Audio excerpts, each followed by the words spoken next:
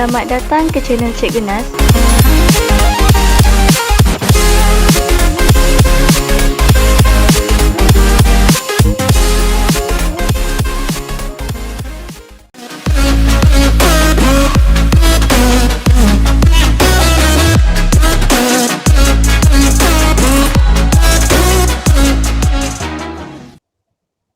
Okey, baik. Assalamualaikum warahmatullahi wabarakatuh. Saya nak minta kerjasama wakil pelajar lelaki untuk buat bacaan doa untuk permulaan sesi pembelajaran. Ada sesiapa yang sudi untuk memimpin bacaan doa pada pagi ni? Okey, baik. Kelas kita sepatutnya dah boleh bermula. Sekarang ni dah jam 10 pagi. Okey, saya nak minta laluan kepada wakil pelajar lelaki kalau yang mana boleh untuk buat bacaan doa. Di sini kita dah ada Adib Zafran, ada Adam Syakim, ada yang dah register masuk lah. Okey, ada tak nama-nama yang saya sebut ni? Nampak apa? Profile picture Ahmad Amir. Nampak macam tengah angkat tangan tu. Ya ke Amir? Okey, boleh tak daripada pelajar Muslimin tingkatan 2 untuk memimpin bacaan doa tiada mic? Okey. Pandai dia. Okey, siapa yang boleh minta bantuan kepada wakil? Hafiz Syazan, boleh Hafiz Syazan? Hafiz pun tak ada mic juga, Hafiz. Tak boleh buka juga. Okey, tak apalah. Okey. Apa, kalau macam tu kita mulakan sesi pembelajaran kita dengan memulakan bacaan umul kitab Al-Fatihah. A'udzubillahi minasyaitonirrajim. Bismillahirrahmanirrahim. Allahumma ftah alaina hikmataka wansyur alaina min khazaini rahmatika ya arhamar rahimin. Amin. Semoga sesi pembelajaran kita pada hari ini mendapat manfaat dan juga hidayah daripada Allah Subhanahu Wa Taala.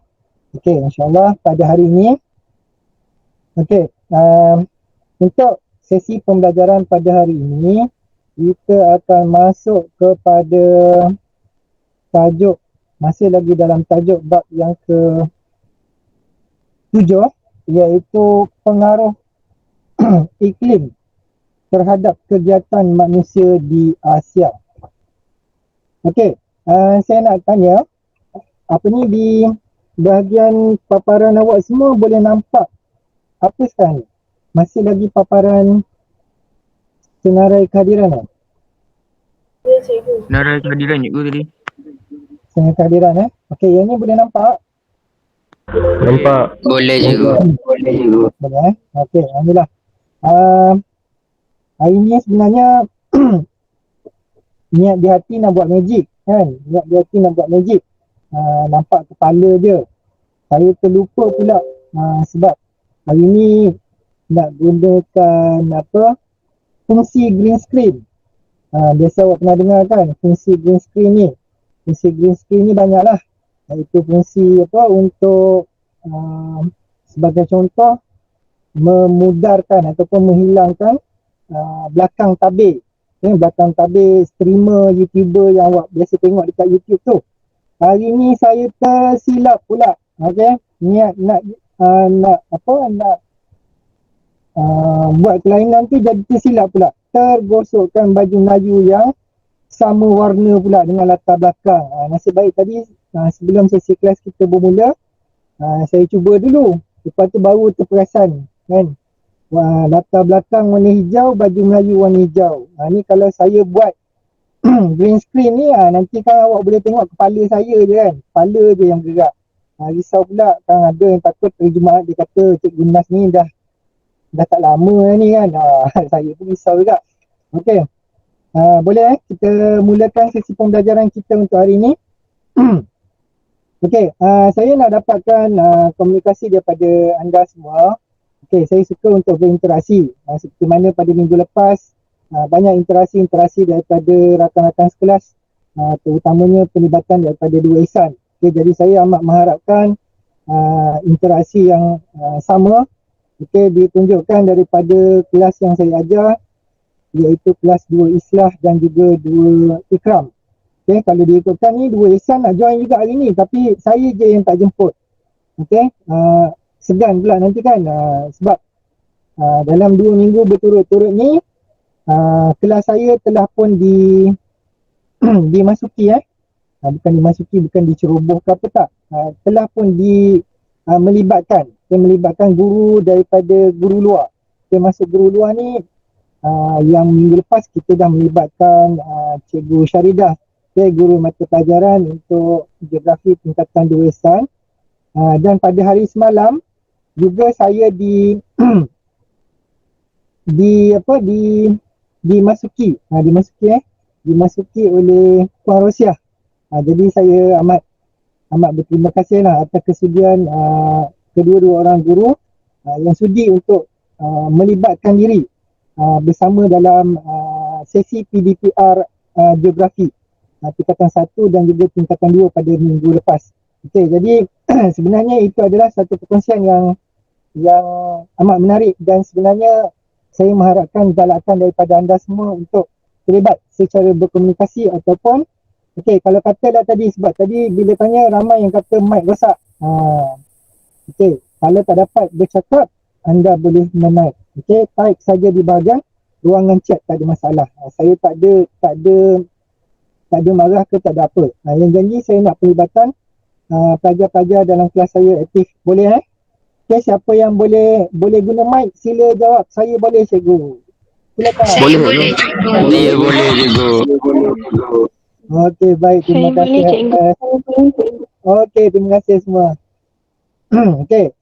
Sekurang-kurangnya saya ambil maklum.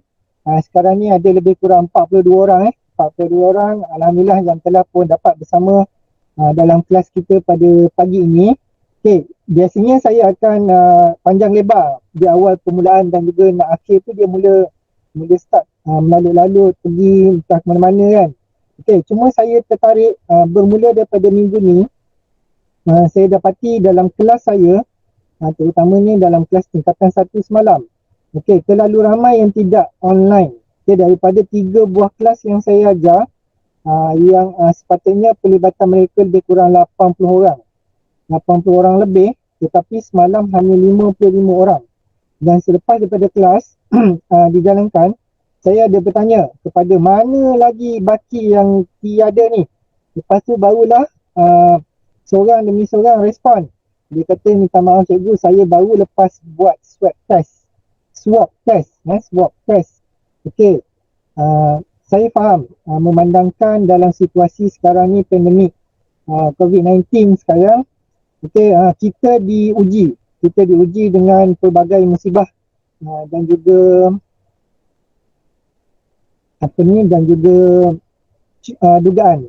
dugaan yang menimpa tidak kira daripada siapa. Bahkan di kalangan guru juga ada juga yang tidak terkecuali yang dalam situasi kita kata positif COVID. Jadi sekiranya saya nak ingatkan, sekiranya anda dan juga keluarga anda ada mengalami masalah kesihatan, tak kira bukan sekadar positif COVID ke, sekiranya ada masalah contohnya berkaitan dengan kematian ataupun mungkin ada masalah-masalah yang tidak boleh dielakkan. Sila maklumkan pada saya melalui kelas dekat grup Telegram tu supaya saya sedia maklum. Supaya saya sedia maklum di mana keberadaan anak-anak murid saya. Sebab saya cukup risau. Seperti mana sekarang ni, sepatutnya 2 kelas daripada kelas Islah dan juga kelas Ikram. Sepatutnya ada lebih kurang 60 berapa orang? Islah berapa orang? 28. 28. Kelas Ikram 29, betul Betul. Jadi lebih kurang 57 orang. Lebih kurang 57 orang. Jadi sekarang ni ada lebih kurang 44 orang. 44 orang, ada berbelas-belas orang lagi pelajar yang masih lagi belum belum bersama. Jadi saya khawatir apakah yang terjadi dan adakah anda mengetahui di manakah keberadaan kawan anda masing-masing. Kalau dah lama sangat nampak kawan awak tak online tu, cuba tanya khabar. Tanya khabar adakah mereka sihat ataupun sebaliknya. Sekurang-kurangnya kalau mereka tak dapat sampaikan maklumat, anda sebagai rakan baik, sebagai rakan sekelas bertanggungjawab untuk menyampaikan maklumat.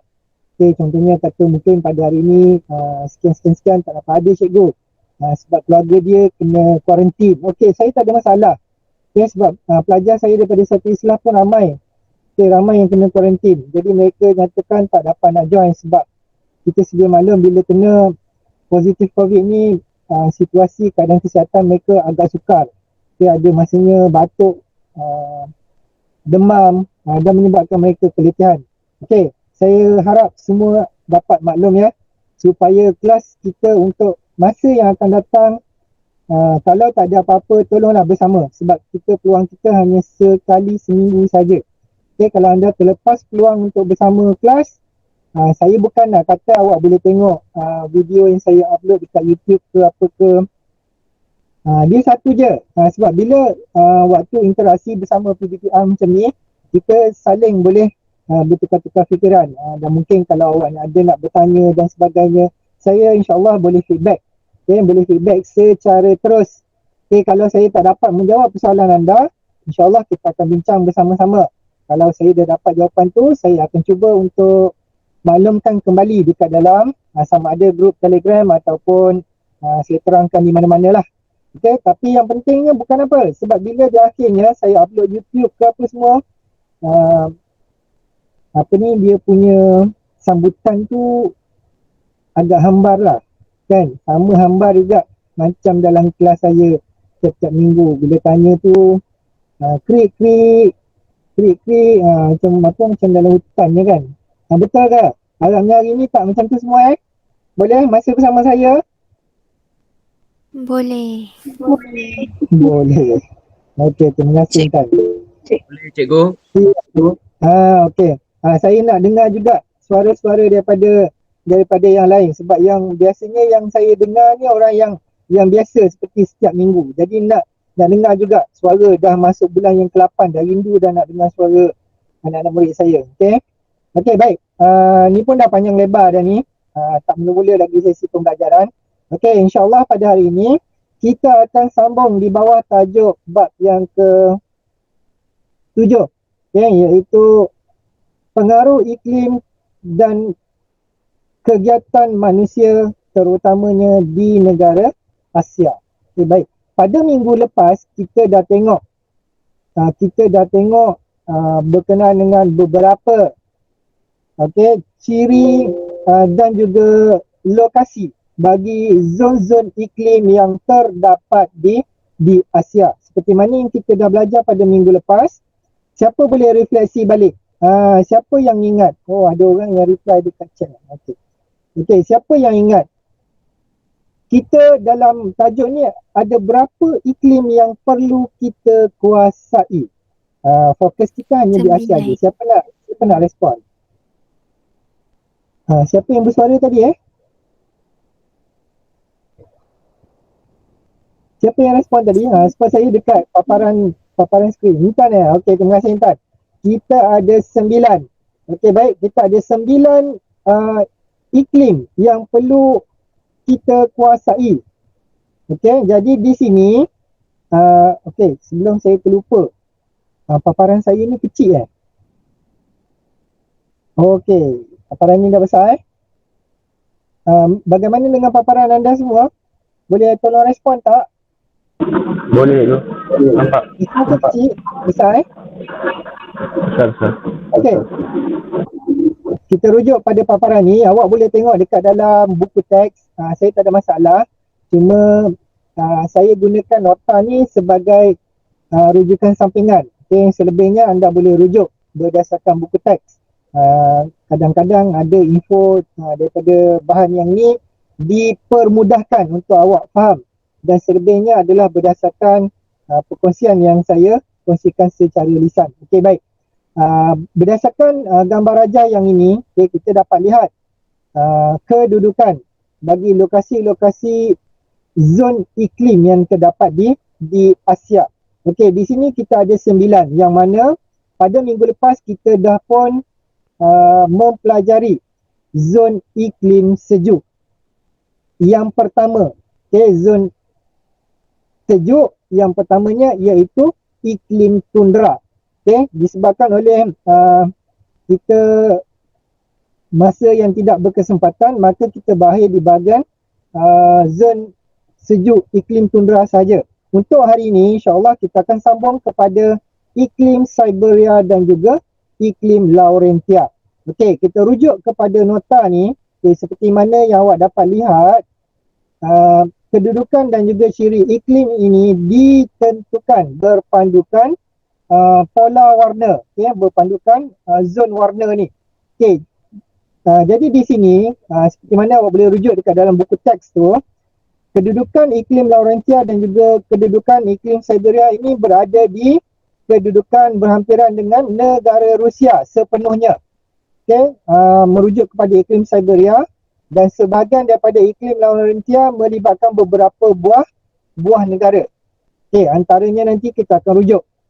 Setakat ini saya nak tanya dulu, zon sejuk untuk iklim tundra pada minggu lepas ada sebarang persoalan tak nak diusulkan, ataupun mungkin dah belajar pada minggu lepas tapi tak faham? Minta respon daripada anda semua. Kalau tiada masalah, kita teruskan kepada 2 lagi iklim ni.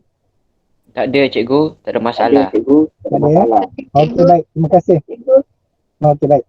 Okey, kita lihat kepada tajuk sepatutnya yang kita pelajari di bawah 7.2, iaitu ciri iklim mengikut zon di Asia. Okey, terlebih dahulu sebelum saya terlupa, objektif pembelajaran kita pada hari ini. Okey, tajuk dia masih sama, iaitu tajuk bab yang ke-7. Objektifnya adalah kita mempelajari seperti mana yang awak semua dapat lihat dekat dalam Google Classroom telah saya nyatakan, kita akan mempelajari ciri iklim khususnya iaitu iklim Siberia dan juga iklim Laurentia serta pengaruh manusia. Serta pengaruh iklim terhadap kegiatan manusia. Maafkan saya. Pengaruh iklim terhadap kegiatan manusia khusus pada iklim Laurentia dan juga Siberia di Asia. Okey, kita lihat kepada yang pertama iaitu zon sejuk sederhana. InsyaAllah kalau selesai hari ini, kita dah pun berjaya untuk menghabiskan zon sejuk dan juga zon sejuk sederhana. Pada minggu depan, insyaAllah kita akan cuba habiskan zon panas dan juga zon panas sederhana. Okey, baik. Kita fokus kepada tajuk pada hari ini berkaitan dengan zon sejuk sederhana. Okey.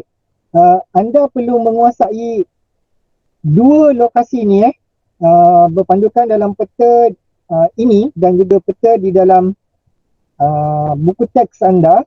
Okey, anda boleh rujuk lokasi. Okey, pola kedudukan bagi zon iklim Siberia. Okey, di sini memerlukan anda untuk apabila anda menyatakan jawapan tu, okey, kita tengok di sini dia kata zon iklim Siberia merujuk kepada kawasan Siberia di Rusia. Okey, bukan kena ingat balik bukan keseluruhan negara di Rusia itu mempunyai iklim Siberia, hanya sebahagian saja. Okey, kalau kita perhatikan kembali berdasarkan pembelajaran pada minggu lepas, kedudukan di atas ni, di atas daripada yang zon iklim Siberia ni adalah merupakan zon iklim, siapa nak respon? Tundra. Ni, zon iklim apa ni? Zon iklim tundra. Ini sejuk melampau ni di sini. Okay, ini sejuk melampau. Semuanya permukaan buminya adalah sebahagian besarnya diliputi oleh ais. Okey, manakala di bahagian zon iklim Siberia ini, terutamanya di kawasan Siberia, ini kita panggil Siberia. Sebab itu kita belajar mungkin dalam sejarah awal tamadun dunia dulu, bila mana kita tengok sewaktu masa zaman awak dah belajar sejarah kan, zaman apa yang zaman mula-mula dulu? Zaman batu Paleolitik, Neolitik, Mesolitik. Yang mana dulu? Okey, pada zaman batu dulu ada binatang-binatang purba. Contohnya seperti kalau gajah, kita ada gajah yang diberi nama mammoth, kan? Kemudian kita ada harimau, ataupun kita kenali dia sebagai Siberian tooth. Okey, iaitu harimau yang mempunyai bulu yang berwarna putih. Okey, ini antara jenis-jenis binatang purba dahulu dan masih lagi ada sekarang. Tapi tak macam dululah. Dia dah pun berevolusi mengikut peredaran masa. Okey, kita lihat kemudian yang keduanya, zon iklim Laurentia. Okey, khususnya di sebahagian. Okey, lihat di sini di sebahagian negara China. Apabila anda nak menyatakan jawapan negara China tu, wajib kena ada dalam kurungan, iaitu di bahagian utara. Okey, kalau bila mana nanti awak jawab jawapan peperiksaan, sebagai contoh, nyatakan dua nama negara yang terdapat ataupun dua nama negara yang mengalami iklim Laurentia. Tiba-tiba awak pun nyatakan hanya China saja. Okey, apabila anda menyatakan jawapan nama negara China, jawapan itu salah. Tak diterima. Okey, kerana hanya sebahagian kecil saja, iaitu di bahagian utara negara China, bukan keseluruhan negara China. Negara China tu cukup besar. Hanya antara negara yang paling besar di Asia. Jadi dia hanya di bahagian utara saja. Okey, begitu juga dengan negara Jepun. Okey, kalau siapa yang pernah pergi ke Jepun tu, ni awak akan memiliki pengalaman yang berbeza. Sekiranya kalau macam contoh kita nak kaitkan dengan situasi semasa sekarang. Okey, sekarang ni sedang berlangsung apa sekarang ni? Sedang ke dah lepas dah? Dah habis dah? Sukan Olimpik. Sukan Olimpik. Ya, betul. Terima kasih Alia. Okey, sedang berlangsung. Saya tak pasti dah habis ke? Rasanya masih lagi kan? Okey, berlangsung Olimpik. Okey, pada ketika sekarang ini dia dalam keadaan musim apa? Sebab mereka terlibat dalam sukan Olimpik ni di Tokyo. Okey, yang mana negara Tokyo tu berada di bahagian selatan Jepun, yang mana di sini mereka mengalami kejadian 4 musim. Tapi di bahagian dan sebahagian besarnya yang mengalami 4 musim tu khusus di bahagian utara Jepun. Okey, di sini mereka mengalami musim sejuk, mengalami musim luruh, mengalami musim panas dan juga mengalami musim bunga. Okey, di bahagian utara Jepun. Tapi yang lebih sejuknya ni, sejuk sederhana. Tidak seperti di bahagian selatan negara Jepun. Okey, kemudian kita ada di sebahagian Korea Utara. Okey, di negara Korea Utara. Okey, kalau bila awak menyatakan negara Korea tu jangan tinggal pula. Dan jangan berlaku kekeliruan disebabkan oleh kita memang wujud dua negara yang dinamakan sebagai Korea Utara dan juga Korea Selatan. Okey, sambil kita nak bincang mengenai pengaruh manusia, siapa nak respon? Apa yang anda tahu dengan Korea Utara dan juga Korea Selatan? Silakan. Saya pasti ni Angkatan 2 ni ramai yang minat cerita-cerita Korea. Siapa yang tahu dan memang dia kenal banyaklah. Bukan, saya tak berani nak istilahkan taksub. Nanti sekarang ada pula yang kutuk pula kan, teruk sangat ni, taksub sangat pada Korea. Tak apa, kita bincang je, tak ada masalah. Okey, siapa yang tahu berkenaan dengan negara Korea? Silakan. Kalau tak dapat nak bersuara pun boleh gunakan ruangan chat.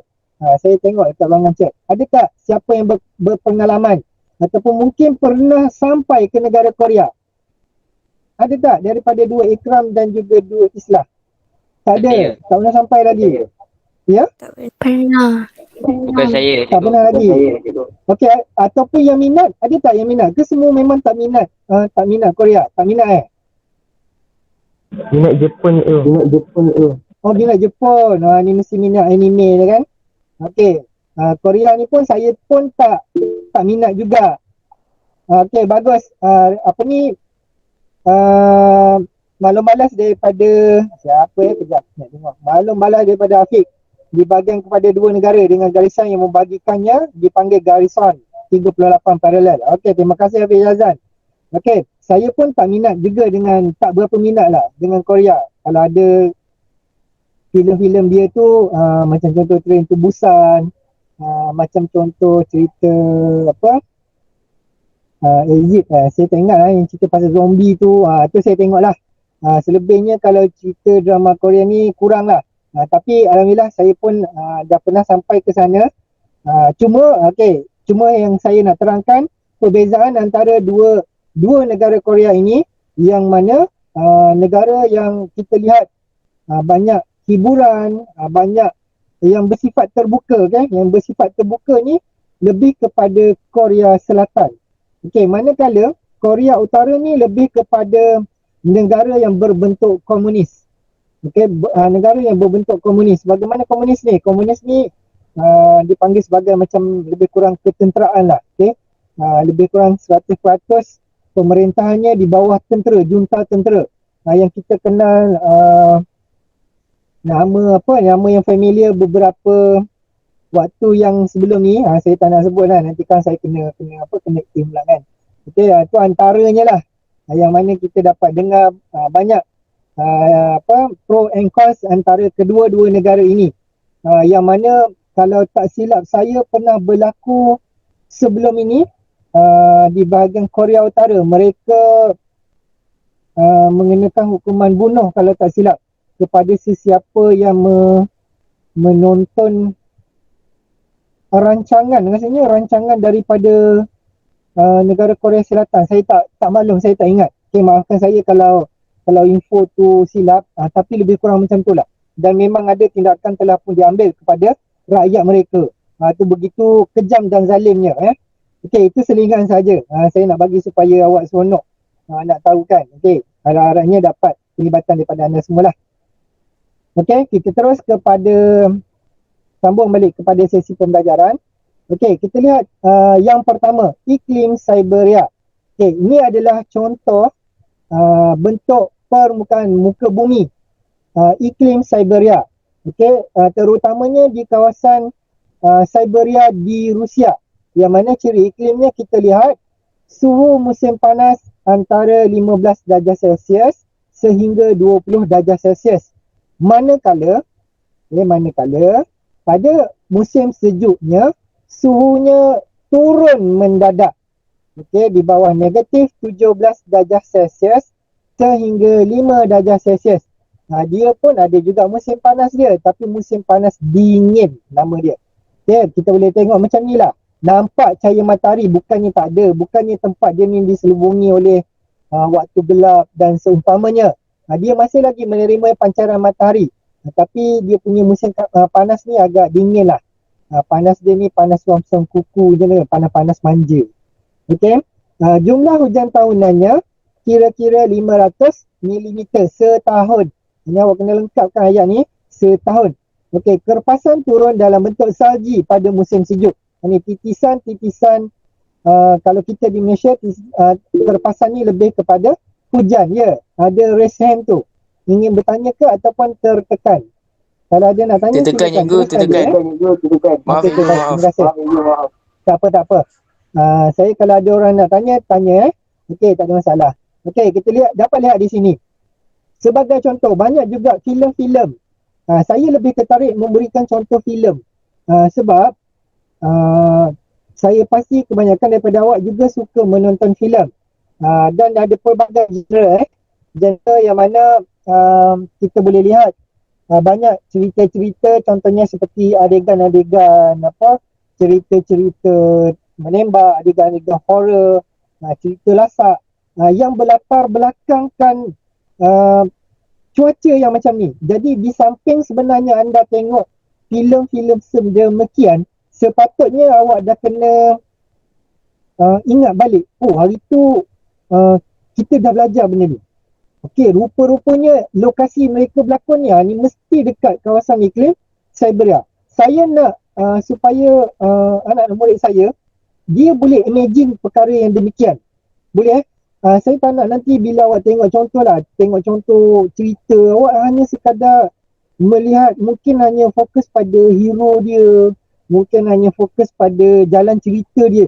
Awak tak tengok persekitaran. Sedangkan produser filem tu mengeluarkan belanja yang begitu besar untuk menjalankan set produksi penggambaran di lokasi berkenaan, dan pelakon dia pun mengambil risiko untuk berada dalam situasi yang sedemikian. Macam contoh kita pernah tengok, siapa pernah tengok cerita James Bond yang berlakon dalam situasi begini, kita sepatutnya kagum tu sebab mereka terpaksa berkorban nyawa dan juga mengambil inisiatif yang begitu tinggi, terpaksa beradaptasi dengan pengaruh cuaca dan iklim sekitar, nak berlakon semata-mata nak beri hiburan kepada kita. Kita ni sekadar tengok, oh hero kena tembak tapi tak mati, seronok part situ je kan. Tapi sebenarnya dalam situasi ni banyak benda yang kita boleh pelajari. Okay, jelas saya nak nanti supaya awak dapat manfaat daripada video-video drama Korea, filem ke, tak kisahlah negara mana sekalipun. Okay, awak dapat manfaat daripada tontonan video tersebut.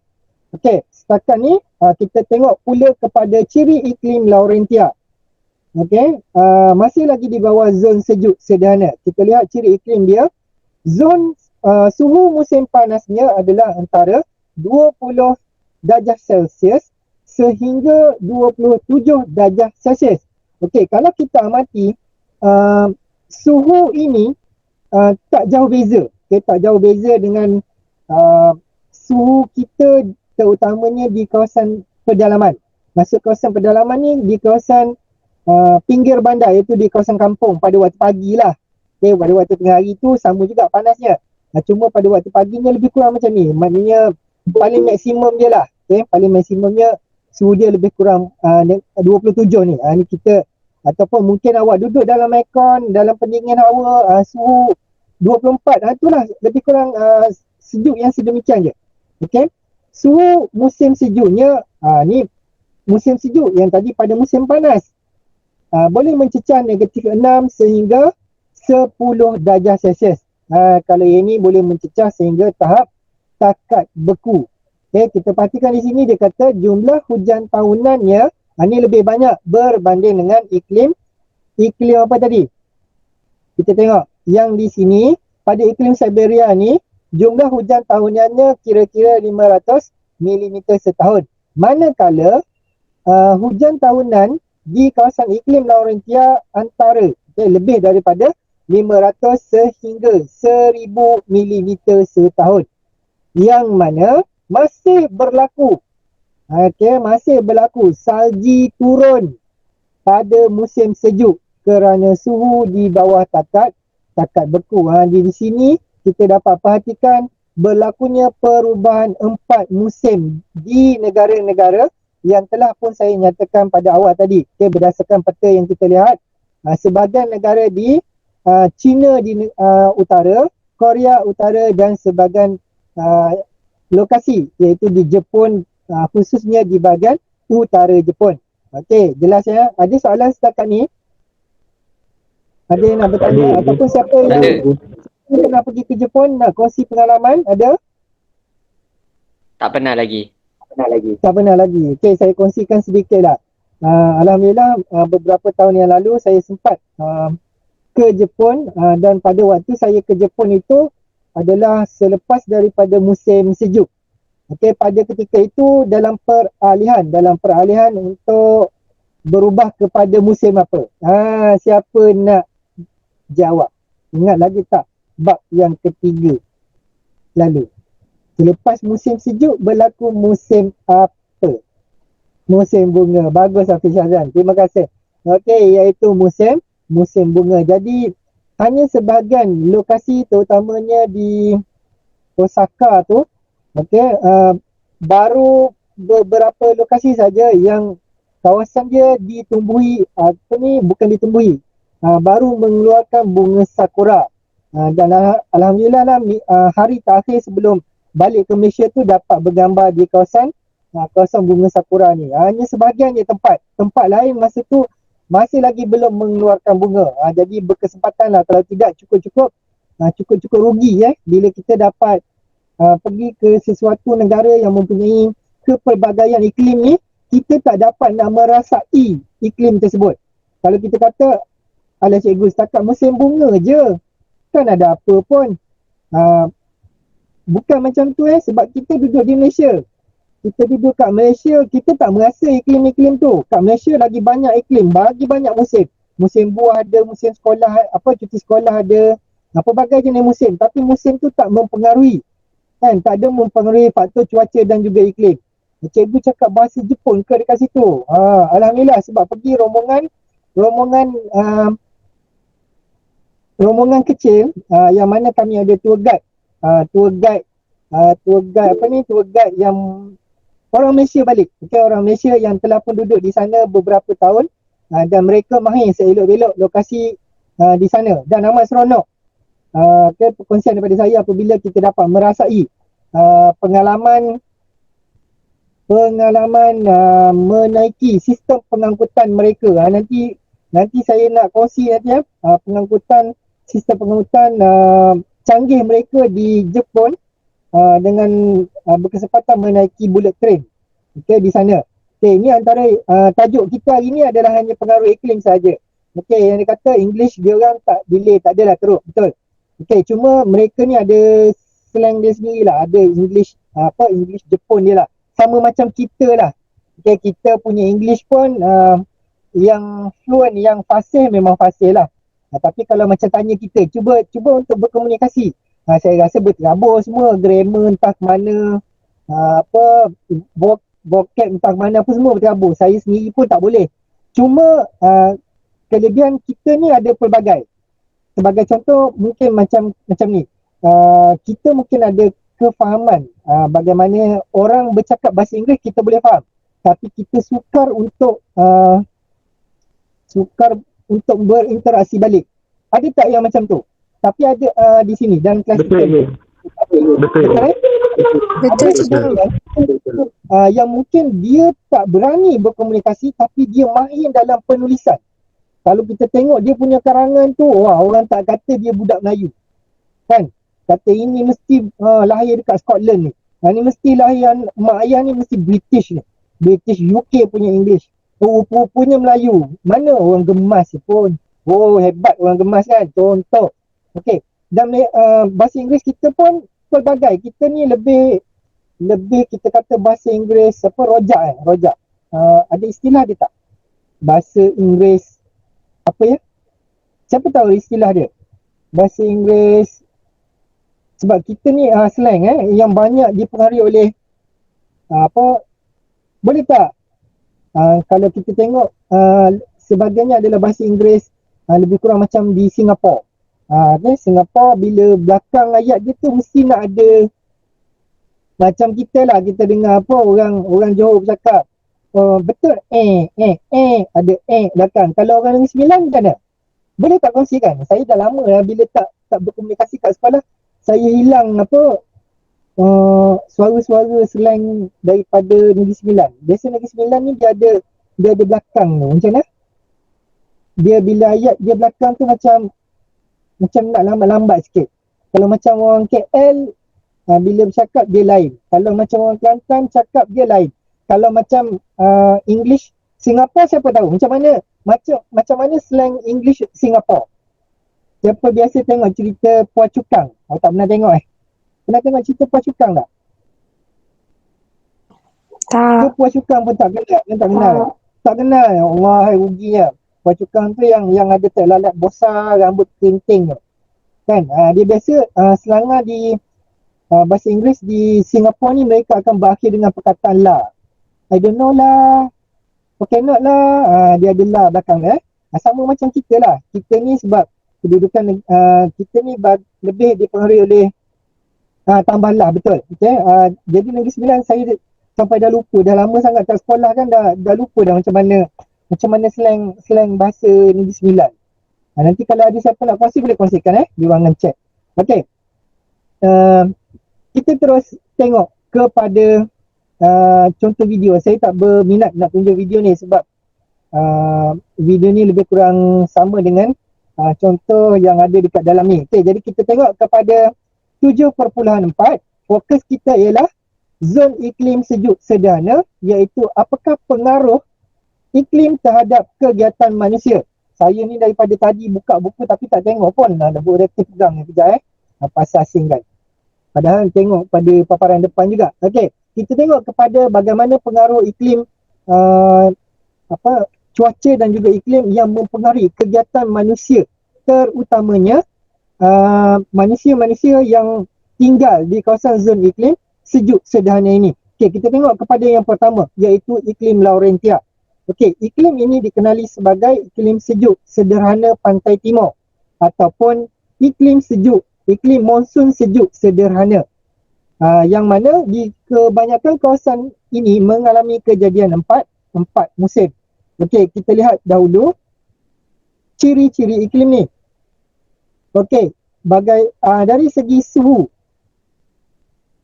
kita tengok daripada yang pertama dulu. Ciri merujuk kepada kawasan yang mana terdiri daripada China Utara, Jepun Utara dan juga Korea Utara. Saya ulang balik benda ni ada cikgu ulang banyak kali. Masalahnya ulang banyak kali pun nanti bila waktu peperiksaan ada juga nanti yang akan melakukan kesilapan. Dia yang dia ingatnya China, Jepun, Korea. China, Jepun, Korea. Dia lupa dengan perkataan utara. Ni saya dah ulang banyak kali ni supaya melokek dalam kepala otak kan. Tu bahasa orang sembilan kan. Lama dah ni peram nak sebut ni. Okey, kita tengok kepada suhu. Suhu dia suhu tahunannya. Apa dia min? Siapa ingat apa dia min? Min merujuk kepada siapa nak respon? Siapa tahu apa dia min? Min merujuk kepada average ataupun purata. Bagus. Okey, terima kasih atas respon. Purata dia adalah antara 9 darjah Celsius. Betul tu Afiq. Okey, antara 9 darjah Celsius sehingga 17 darjah Celsius. Ini purata dia antara ketiga-tiga lokasi negara ni. Okey, manakala julat suhu tahunan antara 20 darjah Celsius sehingga 30 darjah Celsius. Okey, apa maksud julat? Siapa ingat? Apa yang dimaksudkan dengan julat? Julat merujuk kepada nilai maksimum tolak minimum. Nilai maksimum tolak nilai minimum. Jadi jumlah yang kita tolak tu adalah julat. Di sini siapa nak respon ni? Adakah julat suhu tahunan dia kecil ataupun besar? Berpandukan nilai 20 darjah Celsius hingga 30 darjah Celsius. Adakah kecil ataupun besar? Siapa nak respon? Dia nak respon tak? Tak berani. Okey, julat suhu tahunannya adalah agak besar. Okay, sebab nilai 20 hingga 30 tu adalah amat besar berbanding kita. Sebagai contoh saya ambil contoh, kita di Malaysia julat suhu tahunan kita kecil. Antara 2 hingga 5 darjah Celsius saja. Tak besar pun. Bukan 2 hingga 3. Tapi di negara ini mereka mengalami julat suhu tahunannya yang agak besar. Nilai dia 20. Maksudnya di sini suhu yang agak ekstrim. Yang paling ekstrim tu of course lah di bahagian iklim tundra. Okay, tapi ni sederhana lah. Okay, suhu musim panasnya antara 21 darjah Celsius sehingga 26 darjah Celsius. Dan masanya amat singkat. Okey, macam contoh lah kita berada dekat dalam bilik frog kan. Kita nak balik semula waktu zaman dekat kelas kat dalam sekolah kan lagi rindu bilik frog kan. Okey, biasanya saya akan pasang suhu aircon lebih kurang suhu 24. Jadi awak boleh cuba bayangkan itulah waktu ketika musim panas mereka. Okey, jadi kalau siapa yang duduk kat bawah aircon tu macam tu lah suhu panas musim panas dia. Okey, macam tu pun musim panas. Yang duduk jauh mungkin dia tak rasa. Yang duduk betul-betul kat bawah aircon tu dia akan rasa. Manakala maknanya musim panas dia tu pun sejuk. Okey, yang mana sebagai contoh macam pengalaman saya pernah ke sana pada waktu ketika nak berakhir musim sejuk, peralihan daripada musim sejuk kepada musim panas tu, suhu dia memang dingin. Kalau waktu pagi tu memang semua orang wajib memang pakai baju sejuk dan juga kot. Terpaksa pakai apa? Pakai cap. Kalau tidak mungkin kalau siapa yang biasa berjalan tu nanti nampak apa macam bintik-bintik salji kan. Cross dekat atas kepala dia jadi macam apa clown pula. Jadi itulah situasi yang kita dapat lihat bagaimana negara-negara yang mengalami musim yang sejuk ni mereka terpaksa mengikut kesesuaian musim, beradaptasi mengikut musim. Sebagai contoh kita lihat kalau siapa yang pernah pergi ke jalan-jalan Jepun, okay, awak boleh lihat banyak ataupun mungkin ke mana-mana kedai bandel ataupun kedai barangan terpakai, anda boleh lihat begitu banyak pakaian-pakaian terpakai, terutamanya baju sejuk. Okey, baju sejuk daripada negara-negara yang kebanyakannya mengalami musim sejuk ni. Kenapa? Kerana terutamanya yang pertama first, di negara Jepun sebagai contoh dan juga Korea, mereka ini mengikut trend. Okay, mereka ini mengikut trend. Apabila sampai satu ketika musim sejuk, mereka akan berlumba-lumba beli. Okay, beli, tiba-tiba tahun depan tu keluar design lain. Wah, ni dah tak best lah. Design ni dah lapuk. Nanti kan kalau orang pakai kutuk kan. Ni apa ni pakai baju lama. Dia pun jual. Beli yang baru. Jadi kita dapatlah merasa untuk beli pakaian baju sejuk yang murah. Kalau tidak, satu helai itu akan mencecah lebih daripada RM100 dan ke atas. Itu yang biasa. Okay, kalau yang berjenama tu lebih daripada 3 hingga 400 untuk satu baju sejuk. Jadi kalau kita siapa yang pernah pergi merasa beli barangan terpakai tu, awak boleh beli harga mungkin 10 hingga RM15 je kan. Benda tu tak ada masalah, boleh pakai. Okay, tapi cucilah. Tapi zaman-zaman COVID ni kita pun risau juga kan. Sebab takut nanti kan ada pula virus-virus jangkitan tu. Okay, kita berbalik pula kembali ke huraian berkenaan dengan suhu pada musim sejuknya -6 sehingga 10 darjah Celsius, tetapi masanya mengambil tempoh waktu yang agak panjang. Okay, awak cuba bayangkan tadi musim dingin dia pun dah agak sejuk. Yang sekarang ni memang musim sejuk. Jadi tempohnya amat panjang. Yang mana angin pada musim sejuk kering dan ia merendahkan suhu di kawasan pantai. Yang ini nanti akan ada kaitan Ada kaitan apabila pengaruh angin ini mempengaruhi. Okay, apabila tiupan angin ini yang membawa angin sejuk, dia akan menyebabkan pengaruh kepada kawasan suhu di pantai-pantai Jepun. Kita sedia maklum, Jepun ini adalah negara berbentuk kepulauan yang mana sekeliling negara dia adalah merupakan kawasan pantai. Jadi dia ni dipengaruhi oleh angin yang sejuk. Okay, menyebabkan kawasan sekitar dia suhunya menjadi rendah. Okay, manakala hujannya pula turun antara 500 hingga 1000 mm dan turun sepanjang tahun serta lebih banyak pada musim panas dan salji turun pada musim sejuk. Okey, kita lihat sedikit bagaimana pengaruh iklim Laurentia terhadap kegiatan manusia di sana. Okey, kita cuba berjalan sebentar. Saya sebenarnya kalau ikutkan ni dah lewat ni untuk saya nak tunjukkan Google Earth, tapi takut macam lama sangat. Okay, sebab saya nak bersedia untuk kelas kata 3 kejap lagi. Okay, kita tengok dulu yang ni, nanti kalau berkesempatan insyaAllah kelas yang akan datang saya akan tunjuk insyaAllah. Okay, antara kegiatan utama yang terdapat di kawasan iklim Laurentia ini, yang pertamanya adalah kegiatan pertanian. Okay, tolong ingat dalam minda anda, kegiatan utama penduduk di kawasan ini adalah kegiatan pertanian, yang mana pertanian dijalankan oleh penduduk tempatan, terutamanya di kawasan Hokkaido di Jepun, Manchuria di China dan juga di Korea Utara. Kena ingat ni, nanti kalau sekiranya anda diminta untuk menamakan lokasi di Jepun, awak boleh nak gunakan nama ni. Di Hokkaido boleh, nak gunakan nama Manchuria pun boleh, ataupun nak gunakan istilah China Utara pun boleh, tak ada masalah. Okay, baik.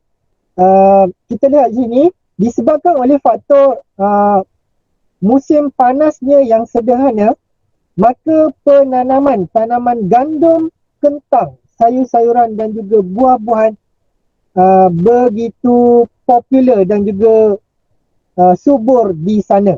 Okay, ini antara jenis tumbuh-tumbuhan pertanian, sayur-sayuran dan juga buah-buahan dalam kategori hawa sederhana. Okay, yang mempunyai tanaman di kawasan iklim sederhana sejuk. Boleh faham ya? Adakah semua masih bersama saya setakat ni? Sila jawab ya. Ya, cikgu. Ya, okey, alhamdulillah. Terima kasih semua ada. Ingatkan ada yang dah tidur. Okey. Manakala kita lihat kepada kegiatan manusia yang keduanya iaitu kegiatan perikanan. Okey. Aktiviti perikanan dijalankan pada musim bunga. Pada waktu musim bunga barulah nelayan-nelayan akan keluar ke laut.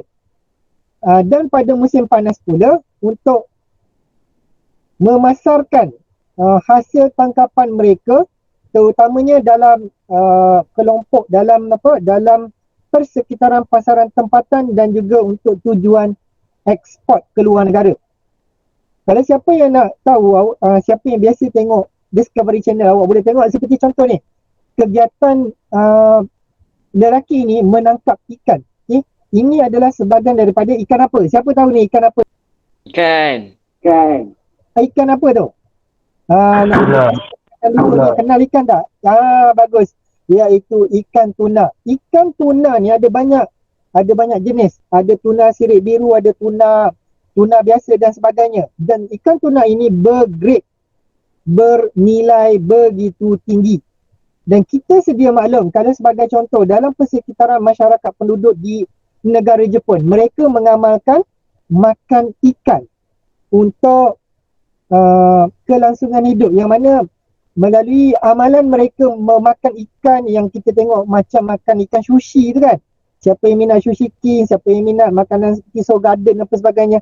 Makanan tu adalah merujuk kepada jenis makanan-makanan mentah. Okay? Sebagai contoh, separa mentah yang mana isi ikan itu dimasak.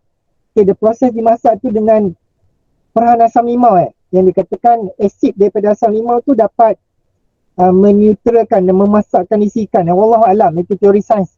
Okay, jadi amalan mereka menunjukkan mereka dapat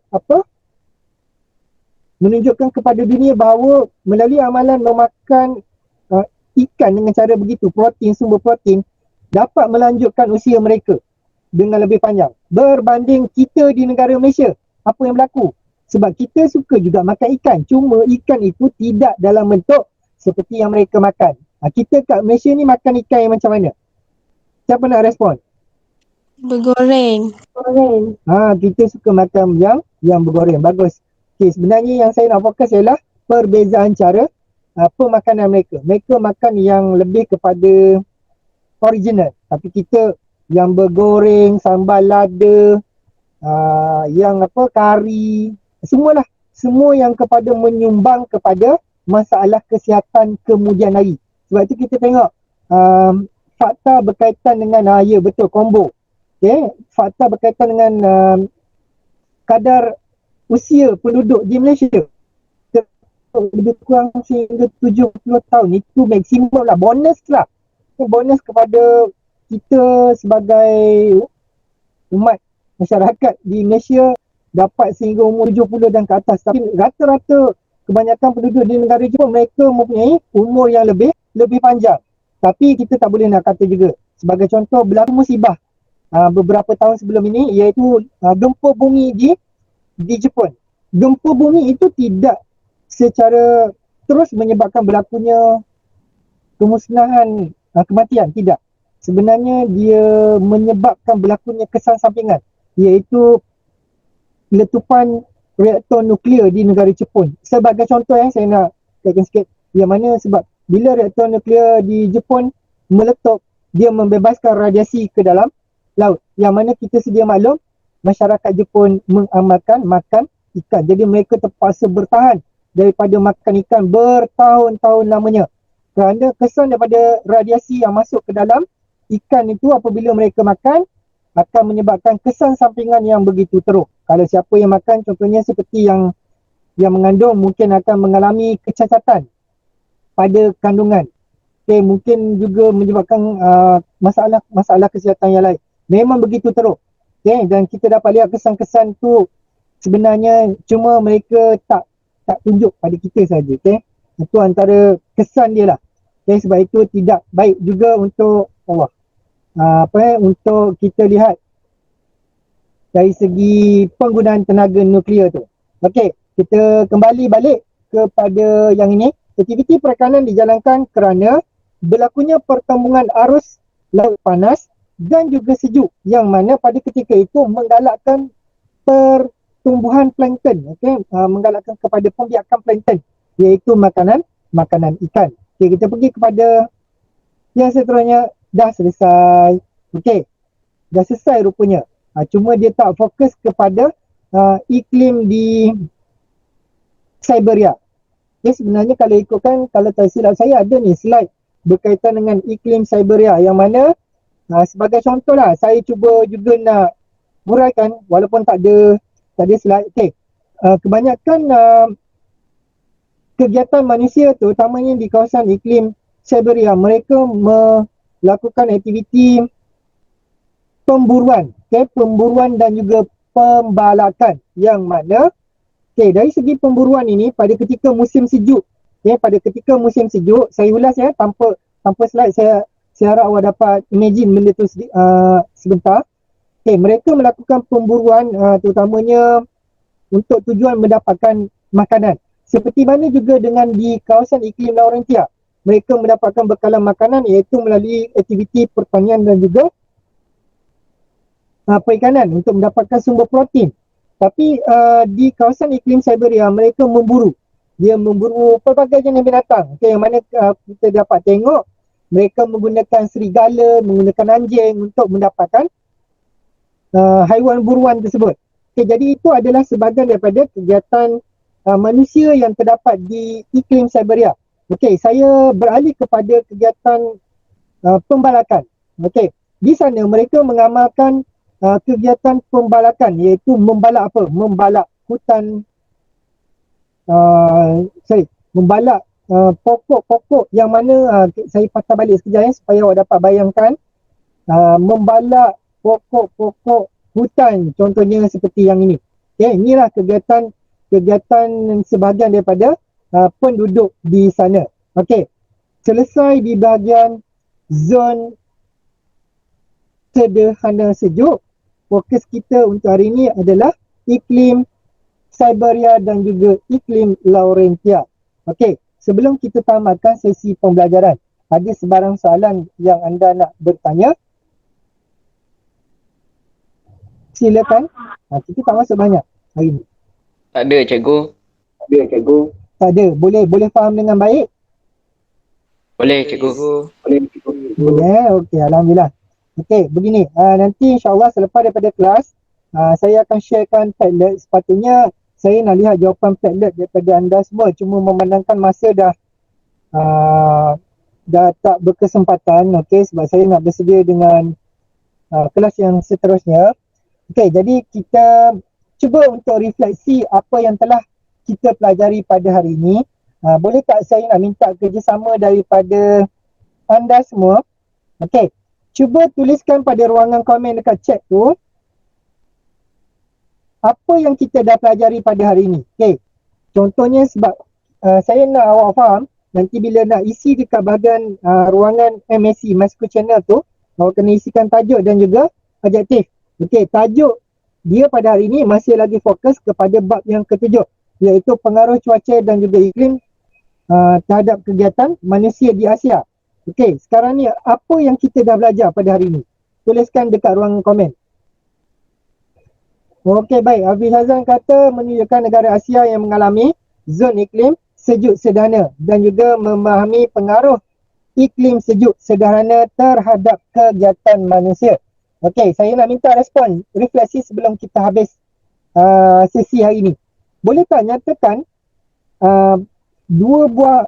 nyatakan negara yang mengalami iklim Siberia? Siapa nak? Bagus. Bagus Afiq. Dia memanfaatkan fungsi GC yang mengalami iklim Siberia, iaitu di mana? Iklim Siberia. Siapa nak respon? Siapa ingat lagi? Ha.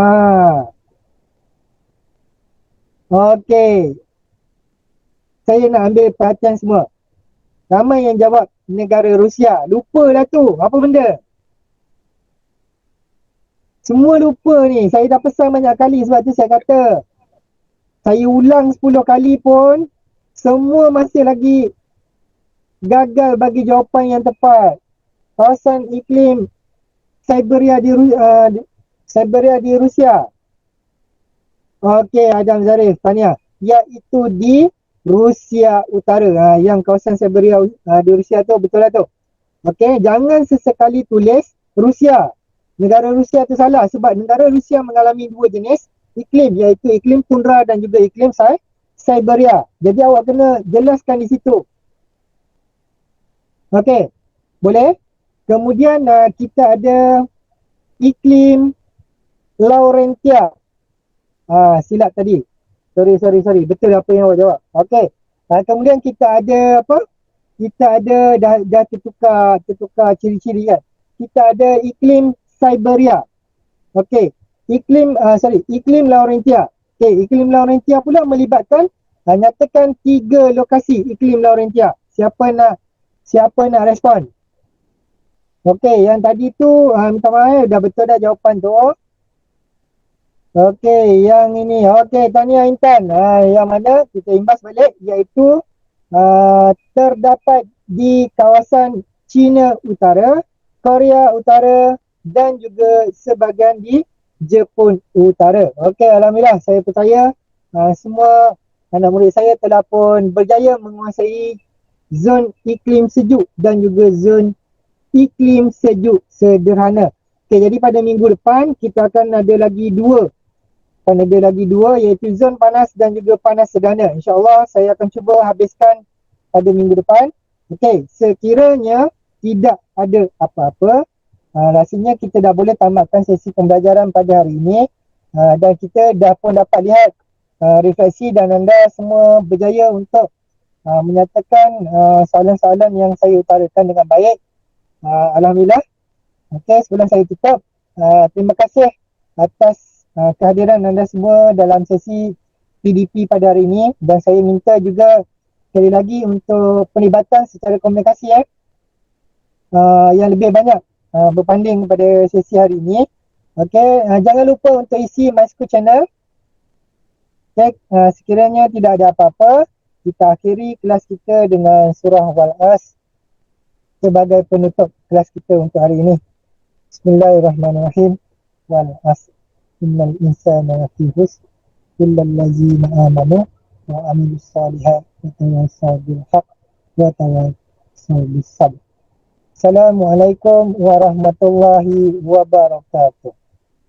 Waalaikumsalam warahmatullahi wabarakatuh. Terima kasih cikgu. Terima kasih, cikgu. Ya, Terima kasih cikgu. Terima kasih, cikgu. Terima kasih, cikgu. Terima kasih cikgu. Terima kasih cikgu. Ya, jaga diri semua. Sama. Terima kasih cikgu. Ya, sama-sama. Okey, terima kasih cikgu. Jumpa nanti. Jumpa minggu depan insya-Allah. Ya, sama-sama. Terima kasih. InsyaAllah kita jumpa minggu depan. Jaga diri semua. Insya-Allah. Assalamualaikum. Waalaikumsalam warahmatullahi